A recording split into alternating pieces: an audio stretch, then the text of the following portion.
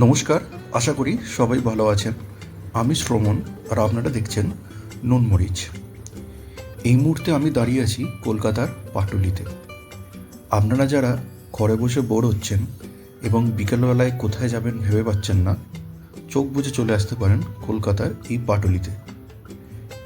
ঝিলের পাড়ে খুব সুন্দরভাবে সাজানো হয়েছে এই জায়গাটি। বিভিন্ন দেবদেবীর মূর্তি ও বাচ্চাদের বিভিন্ন কার্টুন ক্যারেক্টার দিয়ে পার্মানেন্ট রূপে অনেক স্ট্রাকচার তৈরি করা হয়েছে এই ঝিলের আশেপাশে, যা দেখতে সত্যিই খুব ভালো লাগছে। আশেপাশে রয়েছে অনেক খাবার দোকান, তো সন্ধেবেলার পকোড়া কিংবা ঝালমুড়ি খেতে কোনো রকমই অসুবিধা হবে না। তাই ভাবছেন কি, বাচ্চা বুড়ো সবাইকে নিয়ে চলে আসতে পারেন এক বিকালবেলায় পাটুলিতে একটি সুন্দর সময় কাটানোর জন্য।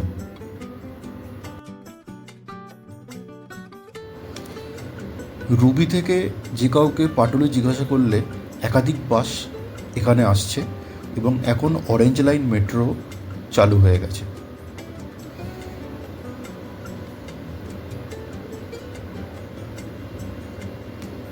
তো কলকাতা এবং কলকাতার পার্শ্ববর্তী অঞ্চলে যারা ভাবছে একটি সুন্দর সময় কাটাবে বিকালবেলাতে, চোখ কান বুজে চলে আসো এই পাটুলিতে।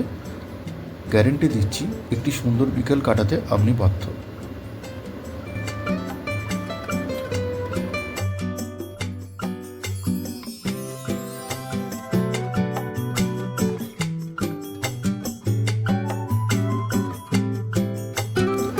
পাটুলির এই ঝিলপাড়ের পাশেই রয়েছে ব্যাংককের আদলে তৈরি ফ্লোটিং মার্কেট।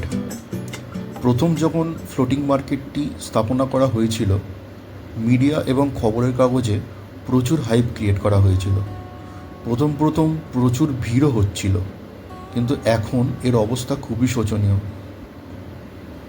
ঠিকভাবে দেখাশোনা না করার জন্য আজকে এই ফ্লোটিং মার্কেটের যে ঝিলটা আছে, সেই ঝিলটায় কোনো জলও নেই, আর দোকানে কেনা বেচাও নেই। এবং আশেপাশের অবস্থা থেকে আপনারা বুঝতে পারছেন কতটা খারাপ অবস্থা এই ফ্লোটিং মার্কেটটার। যাই হোক, আপনাদের যদি এই ভিডিওটি ভালো লেগে থাকে অবশ্যই লাইক, শেয়ার এবং সাবস্ক্রাইব করে দেবেন, এবং চ্যানেলটি ফলো করবেন অন্যান্য এরকম ছোটোখাটো ভ্লগের জন্য। Thanks for watching.